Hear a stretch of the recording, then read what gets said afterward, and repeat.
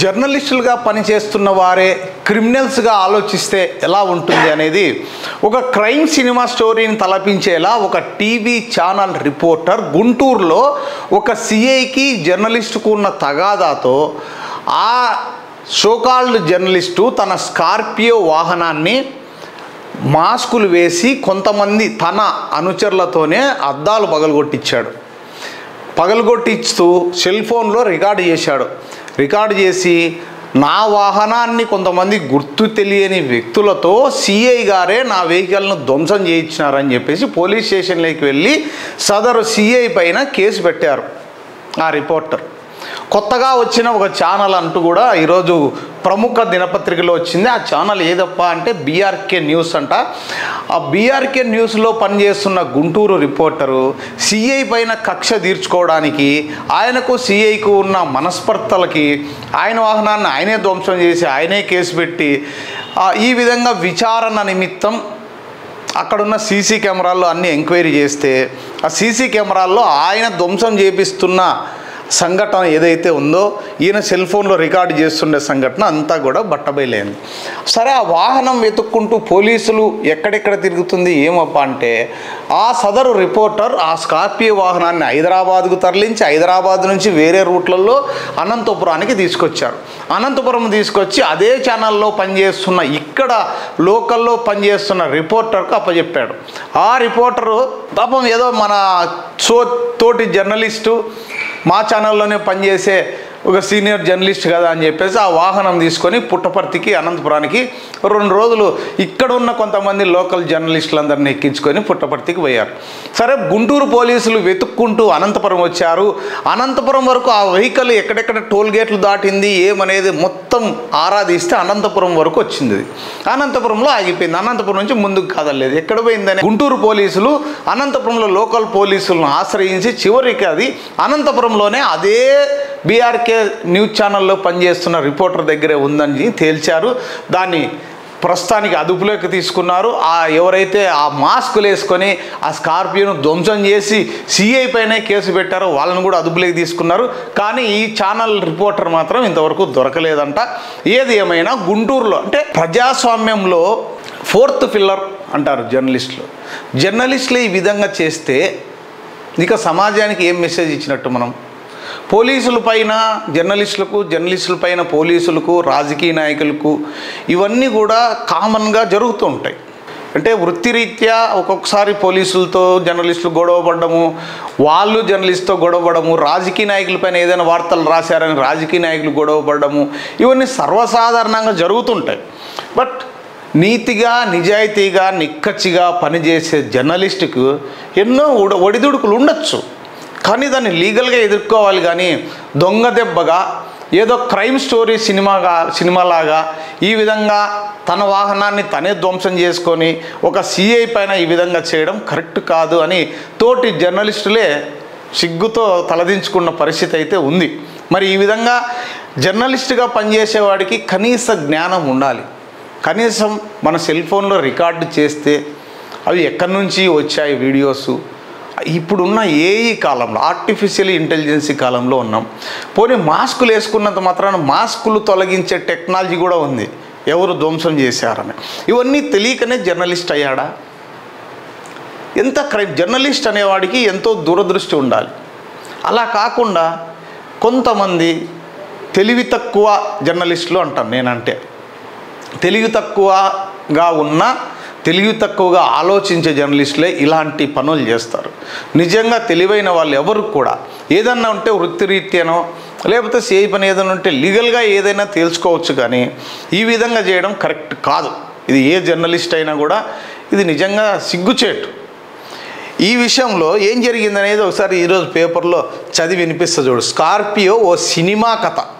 Crime story నడిపిన ఓ TV channel reporter, అదే BRK news అని చెప్పాను కదా ఇందాకైనా, సొంత వాహనాన్ని ధ్వంసం చేయించిన వైనం, నిజాన్ని నిగ్గు తేల్చిన పోలీసులు, పలువురికి రిమాండ్.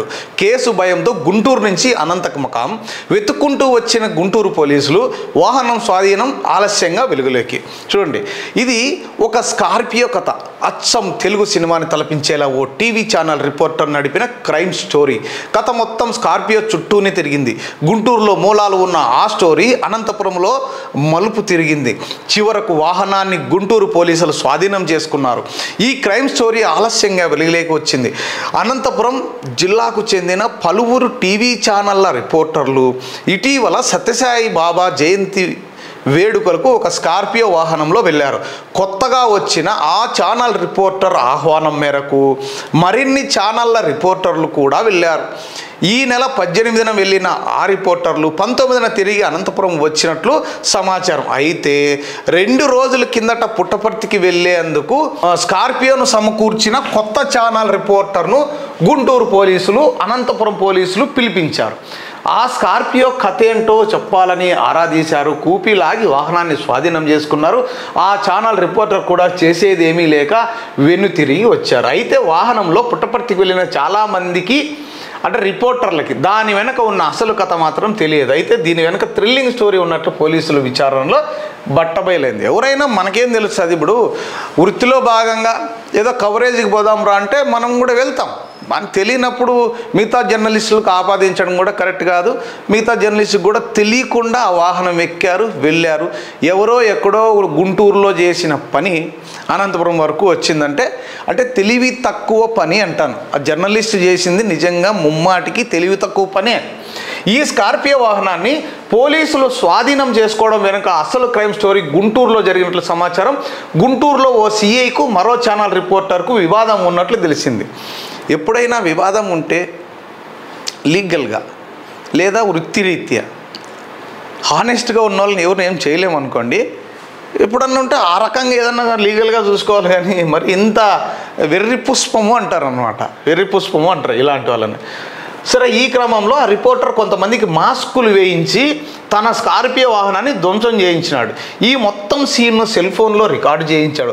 తర్వాత తన వాహనాన్ని ఓ సిఐ ధ్వంసం చేయించాడంటూ పోలీస్ స్టేషన్లో ఫిర్యాదు చేసినట్లు సమాచారం.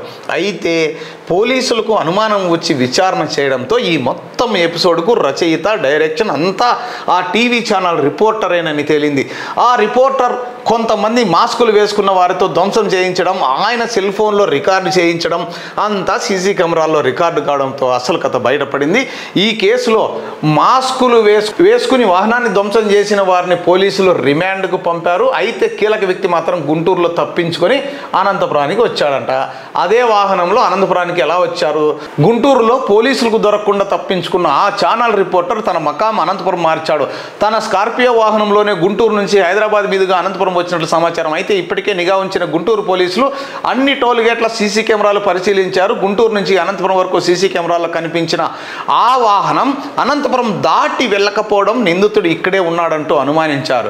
అతడిని వెతుక్కుంటూ ఇటీవల జిల్లాకు వచ్చారు. గుంటూరు నుంచి వచ్చిన ఆ ఛానల్ రిపోర్టర్ అనంతపురంలోని అదే ఛానల్లో పనిచేసే స్థానిక రిపోర్టర్కు వాహనం అప్పచెప్పినాడు.